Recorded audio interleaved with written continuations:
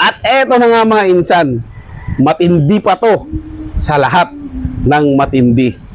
The walkout, boys and girls, ladies and gentlemen, the 11 walkaters na tawag. Basahin natin ta. Nagkakaisang tumitindig para sa tama. Risa Hontiveros. Ano daw?